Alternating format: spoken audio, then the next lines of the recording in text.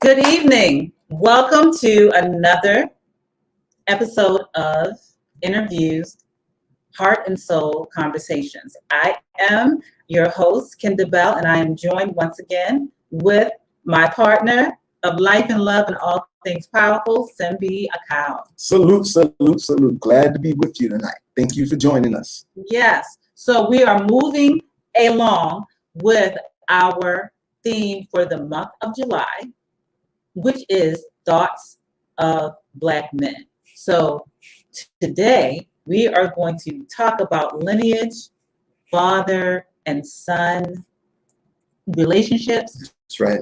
and as well as the need and necessity for warrior skills for all Black men of all ages. And so before we bring our guest on, I'm going to let my husband give him a formal introduction. Well, we have, first of all, we're honored to have the guest, a good brother of mine, Awo Mfundishi Khalil Maasi, is a brother in the art. Okay, but he's a senior student in the art of, in the School of Heaven and Earth, Dikatisen Moyo Kazi. His father name is the legendary Shaha Mfundishi Maasi. And Shaha has been my teacher for going on 20 years now. Wow, you're getting up there. Yeah, I guess I'm getting up there, going on 20 years now. I learned so much from Shaha and his son Khalil, which is a very skilled martial artist. He's actually a multi-talented brother. But today we're going to discuss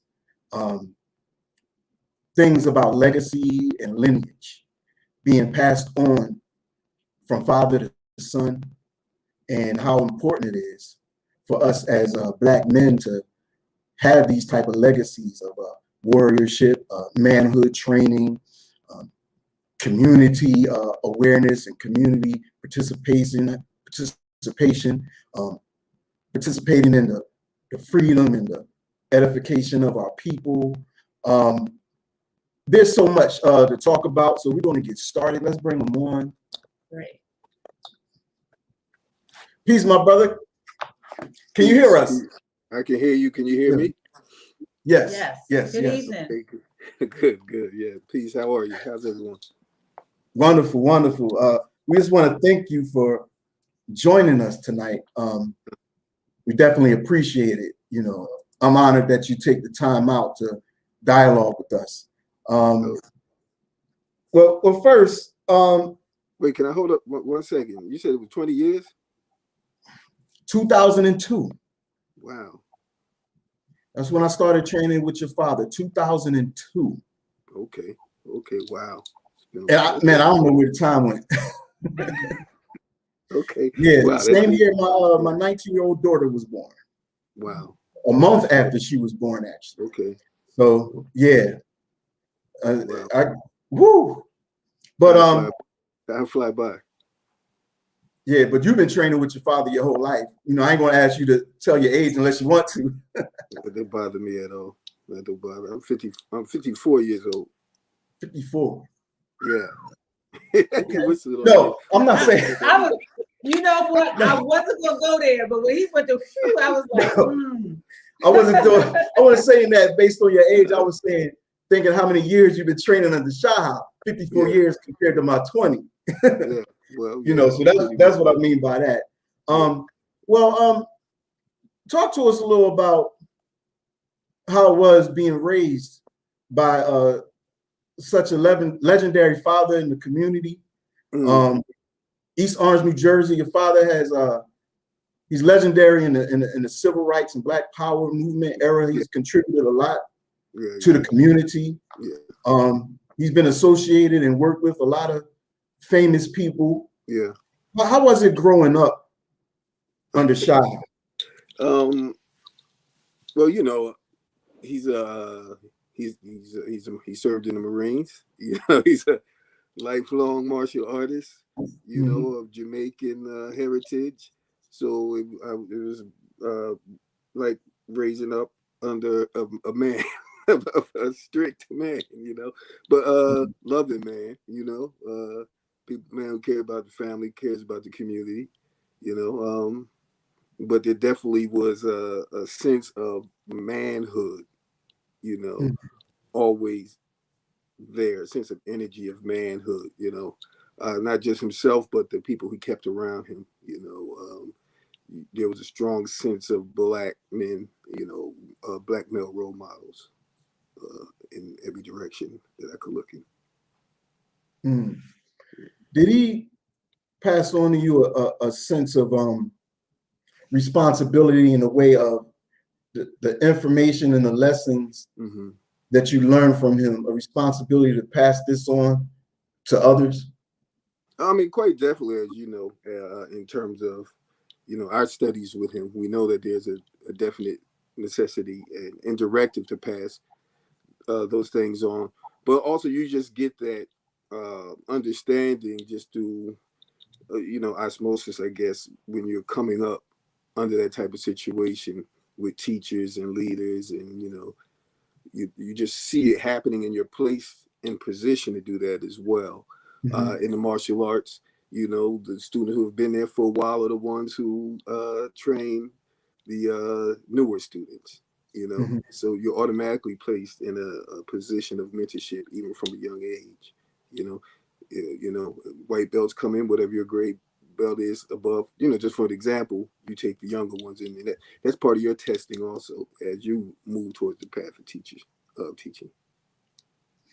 So how has the martial arts and warrior training helped to enrich your life or affected the way that you approach your life today?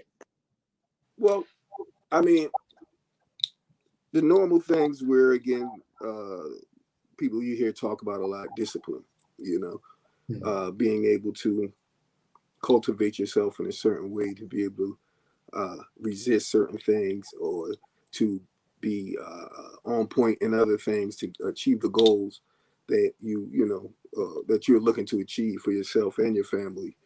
So things like that, discipline, focus, you know. Of course, you hear those catchphrases in the martial arts. For me, martial arts really blessings. Martial arts I think martial arts saved my life, you know, Mm. in terms of just being able to give me something that I knew I could fall back on. And I'm not talking about the physical aspect. I'm talking about the internal understanding, that level of strength, and be able to face fears and such forth, whether they be imaginable or here in the physical realm. You know, just ability to push through tough situations, man. Stand up in the face of danger. You know what I mean? Dig in when the time is tough. You know, for yourself, for your family. Again, just doing what's, a sense of, you know, and use these words interchangeably, warriorhood and manhood, you know, just, Mm-hmm. you know, yeah. So we know a lot of black males in our community may not grow up with a father or a strong father presence, Mm-hmm. and that could leave a void. And I definitely want to get into that. I grew up with the father, you know, strong father presence. Very similar to Shahab. You know, my father was in the military. My father disciplinary. You know, very procedure oriented. You know, very very clear cut, no nonsense. Yeah. At the same time, I was raised by him, of course, and my mother, but raised by a strong father. But I still connected with Shahab, Mm-hmm. and Shahab had, you know, became my, you know, spiritual father. Yeah. And I think by being raised by a strong father, I was able to establish healthy relationships with other males in my life, other men, authoritative men of authority, men of knowledge, men of high character and good expectations. But one may think that if you raised with a father, I had my father, I don't need another one. But I find that having a strong father helps to cause me to seek out energetically other strong men to continue to build relationships with. How has the art and being Shaha's son helped facilitate healthy relationships with other Black men?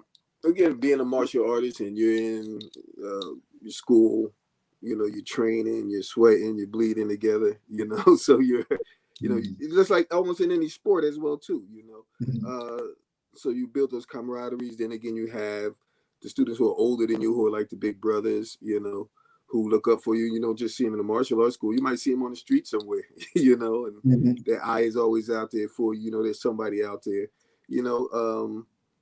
yeah, and also just my father was okay with other men being mentors. We, like you said, we have this idea. I got my father. I don't need anybody else. In the traditional West African Congo structure, such forth, your uncles are just as vital, as important as your father, sometimes even more.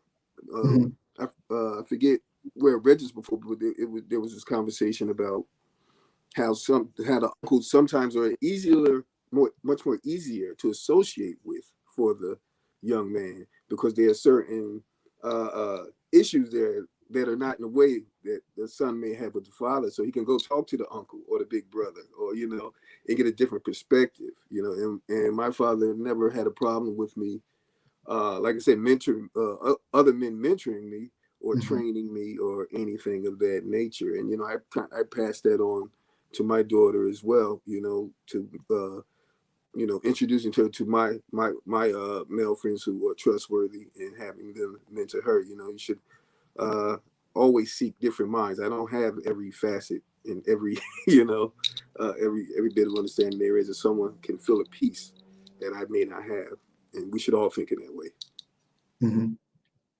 So to get a little more into you personally. Okay.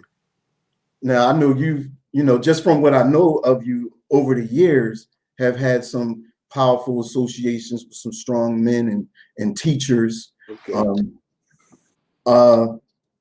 Could you elaborate a little bit on maybe some of the other teachers that you have had? Sure. Yeah, like I said, my father is were you going to say something else? Did I cut you off? No, I think the computer just glitching or something. Well, like I said, my father is my root teacher in the martial arts, but I've also had the chance to move around the martial arts community and cross train with other great teachers like Messi Jagranj, the elder of Capoeira Angola, who's from Bahia, who lives in New York City. I trained with the late Egun Ahati Kalindi, with same thing with Egun Nganga Mfundishi Talona, also Mfundishi Tari Cassell, and an assortment of other names that are maybe known or unknown in the martial art world. So, and growing up under my father, it was like being in well, it was not like it was. I was in a martial art community, and he was not afraid artistically to bring together different flavors and styles and people and cross train. So it was like we were doing this whole MMA thing before they called it MMA. And produced several fighters coming out of that, like Tyree Cassell was one of the earliest like celeb sports combat fighters, karate, kickboxing, such forth. He's credited with doing the first takedowns and ground fighting in sports combat in the ring. So yeah, it always been around. These great martial artists and able to like move through the different genres, if you call them, of styles and such forth.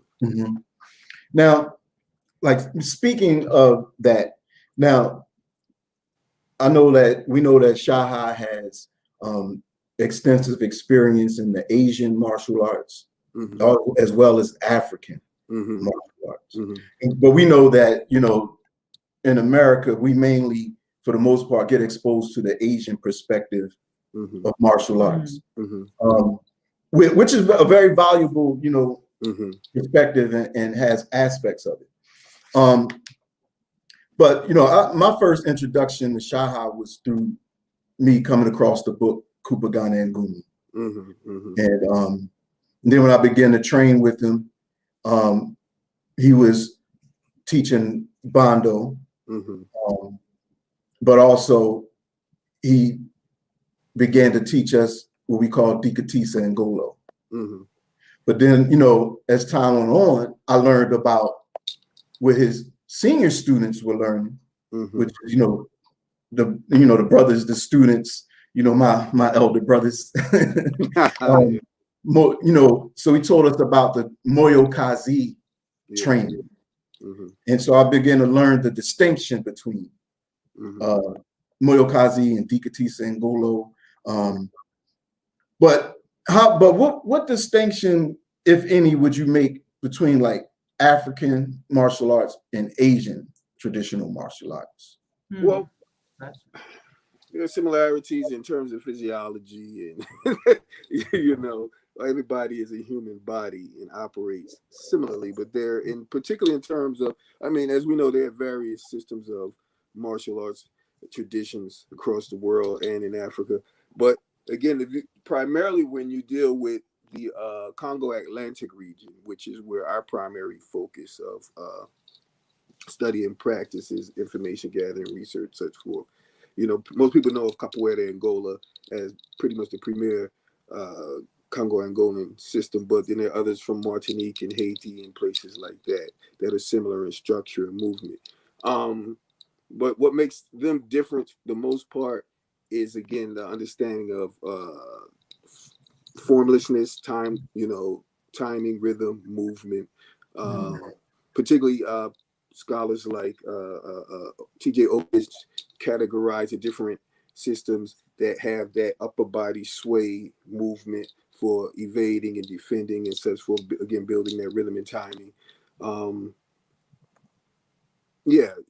The primary focus in that is on the superior movement, in my opinion, is on the superior sense of improvisational movement, and timing, and rhythm, that from an aesthetic sense. Okay. But you will also see this this phenomena in not just martial arts, but in sports as well.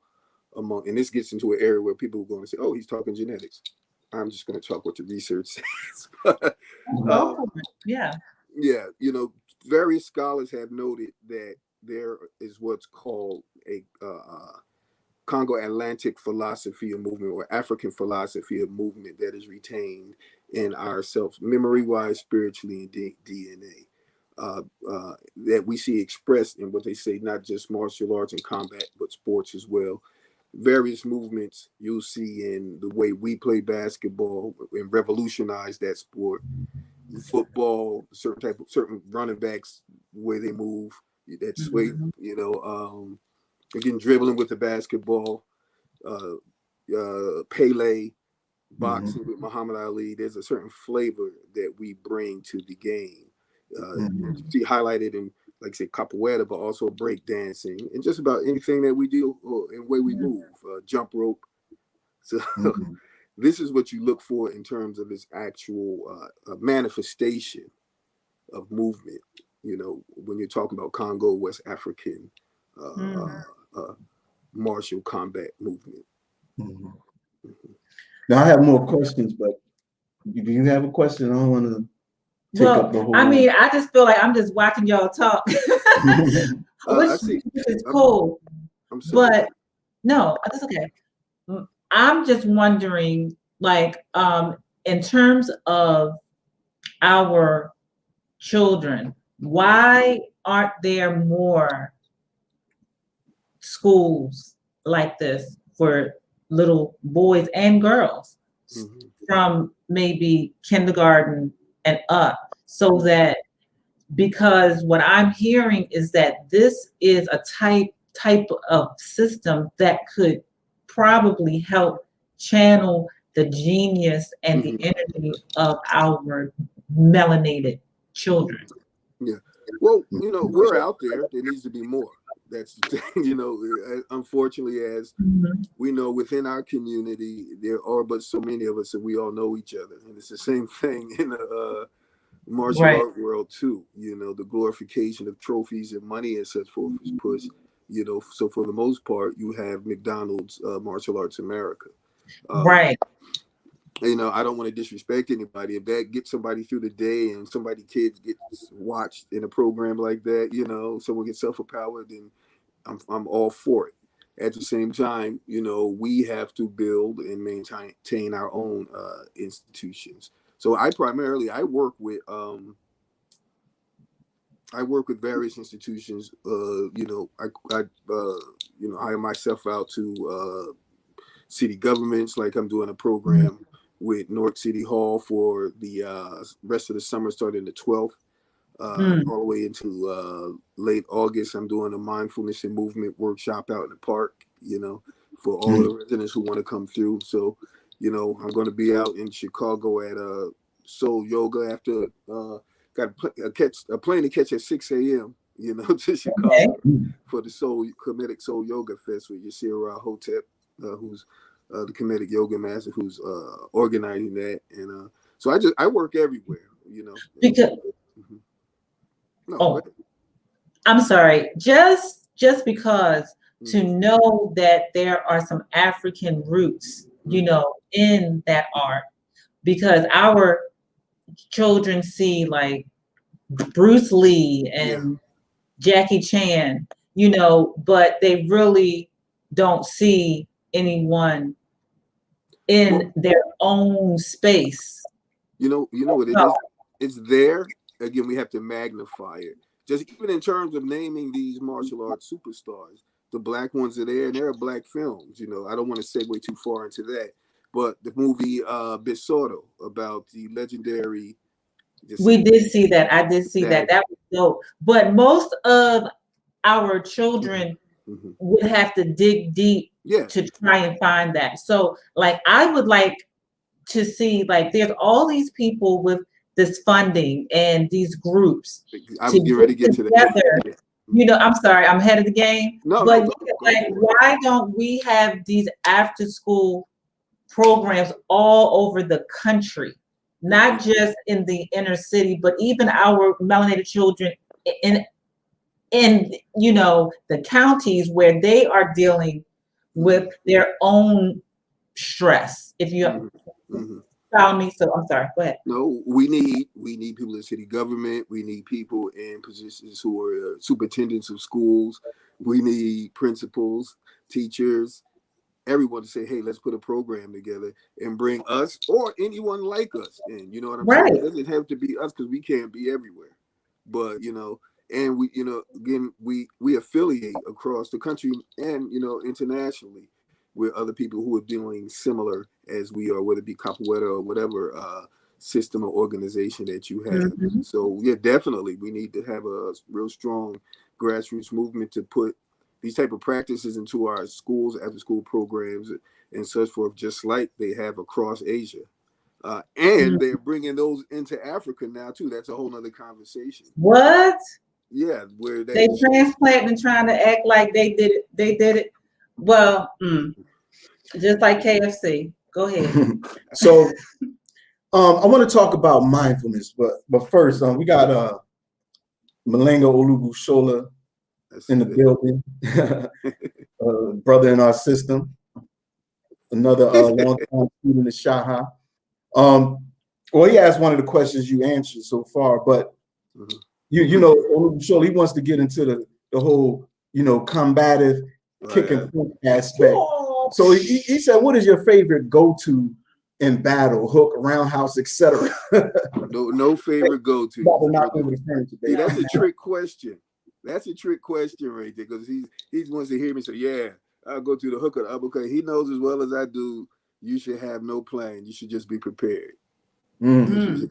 Like Mike Tyson said, everyone's got a plan until they get hit. You're supposed to train and train and train Mm. and be prepared to let your nervous system react properly to what's coming at you. If you're training to block a hook and someone's throwing around, kick to your leg, and all you want to do is block a hook, you're gonna have some problems. Got to be versatile, flexible. Now he's got all the laugh emojis. Yeah. So now, that being said, we know that in this society with the martial arts, the emphasis is usually on the physical aspect. Yeah. You know, as far as how much physical power you can generate, you know, how bad you can hurt somebody. I know when I first started training with Shaha, he said it was 3 aspects. It was healing, hurting, and harmonizing. And he was teaching the Bando monk system at the time, training us in that, and putting the emphasis on the healing and harmonizing aspect. Now, to me, my experience, martial arts always naturally involves mindfulness. I guess unless you're doing it wrong, you know. But there's always a mindful element. However, now we know that with, you know, so many weapons, so many guns in the world, you know, you can be able to punch and kick as good as you want, but can you stop a bullet or can you dodge a bullet? I mean, yeah, we saw The Last Dragon, but how many of us going to risk catching a bullet with our teeth, you know? But Shaha always said the greatest self-defense and security is prevention, and the way that's done is through consciousness. And that's the main thing that has to be trained. And so you teach a mindfulness program, am I correct? Yes. Could you elaborate on how important mindfulness training is and can be for Black men and Black males of all ages to just deal with the life challenges, the relationships we have in the neighborhood with each other, relationships we have with our family members, and, you know, just life in general? How important is mindfulness training? Well, as I said earlier, to me, this training saved my life. I'm not going to go too deep into my own personal story, but I'm born and raised East Orange, New Jersey, right on that borderline of Newark and East Orange and Teen Streets. Anybody knows about that area? I mean, areas are like that everywhere across the country, so, you know, whether it's there where you are, Baltimore, or wherever. So even though my father was my father as a young Black man, I still had to traverse the terrain of, you know, America, you know, or at least the areas that I was in and all of the issues and such forth in it. So your mindfulness will be your tool to help you traverse that terrain successfully or unsuccessfully, depending upon how clear you are, you know, how clear you are of what's standing in front of you at the moment, you know, not yesterday, not tomorrow, because yesterday doesn't exist anymore and tomorrow's not here. Even though we're, as human beings, constantly trapped, bouncing back and forth between those thoughts, you know, that those thoughts, the center place, the present, will help you determine to make a right or a left, you know, to step off the curb at the right time or the wrong time and get hit by a car, to be go down a certain street at a certain time of day, knowing that there's a situation that happens in that area, a dark alley, whatever, and you know what can happen. Simple things like that, from the micro to the macro. You know how to deal with law enforcement. You know, just traverse, you know, whatever. And it doesn't have to be just dangerous things. School, work, you know, all of these things that involve the mind and involve many minds interacting in together, you know, harmoniously and sometimes unharmoniously. Again, I'm not the expert, but this is just my gleaming of years of being a student of mindfulness. Yeah. Well, I mean, I would consider you an expert. Yeah. Well, You know, but I know we gotta be humble. yeah. I'm learning, bro. I'm learning. Yeah, me as well. I found that with all the combative training and the physical training, through learning under Shaha, I'm feeling that the most effective, how should I say, that the training and the teachings, the way it affected me most is in my relationships, and especially as a father. You know, and one of the things, and this is where we get into the importance of that father-son connection. Even if it's not your biological father or son, that connection of elder and the younger people and the youth or whatever. You know, to always like have that edification, that, you know, Shaha encouraging and complimenting the students on how we're doing in our fatherhood, you know, and raising our children, you know, just pointing out the things that we do good and congratulating us, you know, for doing the things that we do well, which really, really, I feel drives young men to keep on doing things positively, you know, and if you don't have that father figure, then, you know, a lot of brothers are missing that and don't pass on that to the children, you know, to the future generations. And so just the warrior training that I've been under, one would think, you know, that, oh, you know, they think warrior, they think war. But when I think warrior, I think enlightenment. You know, so how has it helped you with your fatherhood? Wow. Yeah, I have a 25-year-old young lady. I think she'll be graduating soon. She's studying to be a doctor, studying medicine. Congratulations. And yeah, it's helped me understand the importance of being here, being there, you know, which is what she always just talks. She thanks me for just being there, you know. There were things I didn't know, but I was just present, you know, and either to help her find a solution or help her find someone who could, you know, find a solution, help us find a solution. So yeah, that, and, you know, male, female, all of that energy is needed. I know we're talking about men, but you know, it takes a village, like they say, as cliche as it is, you know. So yeah, you know, and we know a warrior is not just someone who punches a kick, as we talk about a lot. You know, the first warrior is the first warrior you come into contact with is your mother. You know, one who you come to, one who's going to give her life for you. You know, who has already been giving her life for you. You know, and will give her life for you. You know, then your father, then your uncles and nieces and nephews, well, not nephews, nieces, but you know what I mean, cousins and grandparents. You know, you know, and the warrior basically is a person who was part of a community. You know, so that's why we talk and push that. You know, and even in us other martial arts schools, there's always that sense of camaraderie, camaraderie, and family. Camaraderie. We got you. There we go. Camaraderie and family.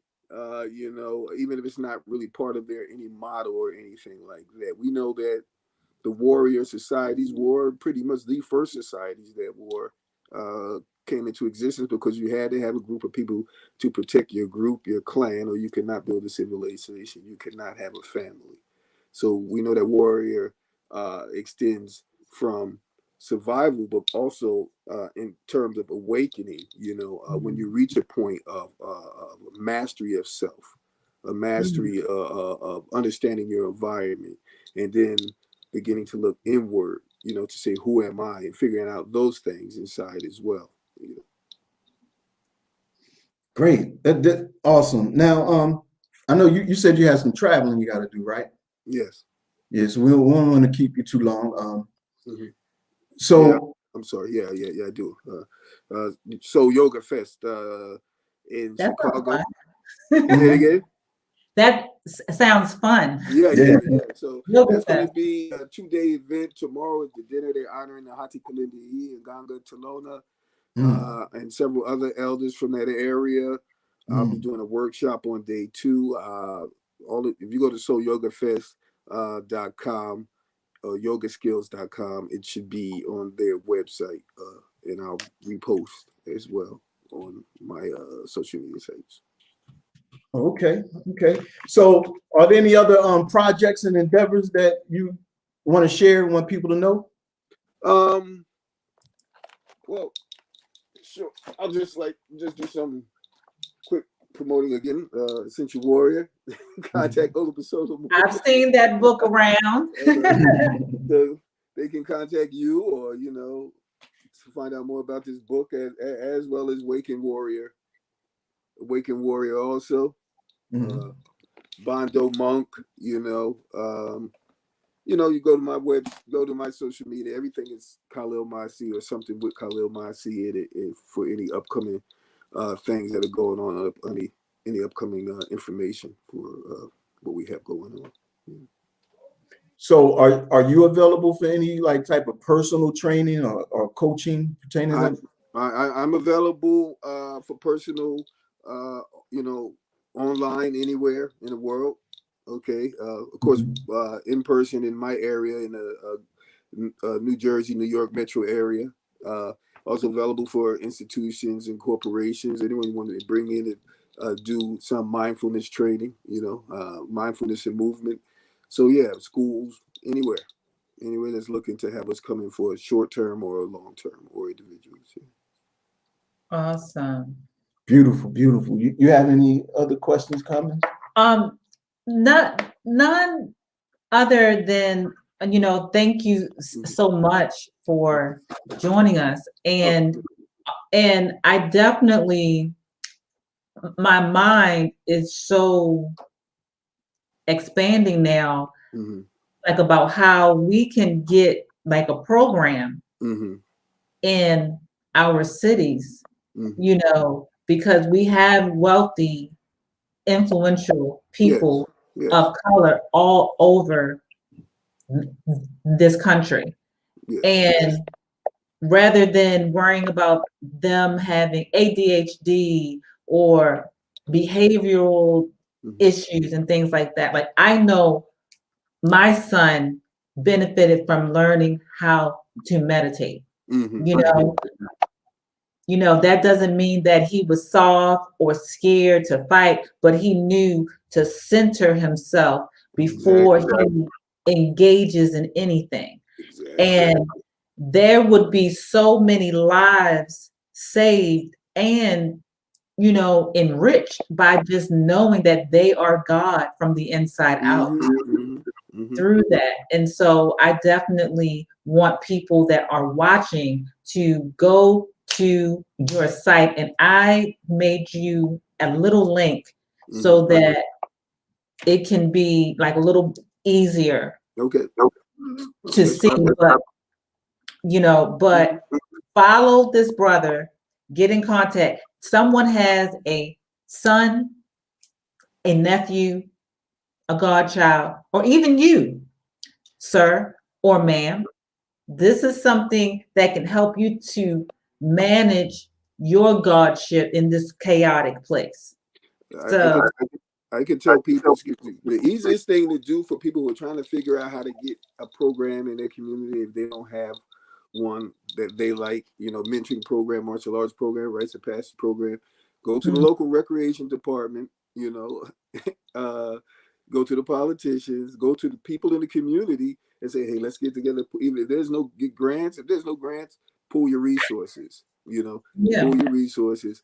And, again, I'm online. I will come anywhere that the bandwidth allows, it to happen. Yeah. So we have to pull together as community and stop waiting for someone to give us things. We know people are there in our community who have every skill set we're looking for. We just have to come together, whether it's a community garden, a community breathing class, qigong, whatever it is. You can do it virtually. We can do it physically. We have everything we need. Yes, thank you. Thank you. I can talk a lot, so that's why I've been trying to be quiet, because I know that you have to get up in the morning, because I had the conversation going for hours. So I've been observing. Thank you so much. Hopefully we could do it again and go more in depth in other areas. Definitely. Yeah, because I got a lot more questions and things to discuss, but we'll never be able to squeeze all of that in. Yeah. Okay, definitely. This is great. Keep up the great work. Okay. All right, thanks, bro. Thank you. All right, peace.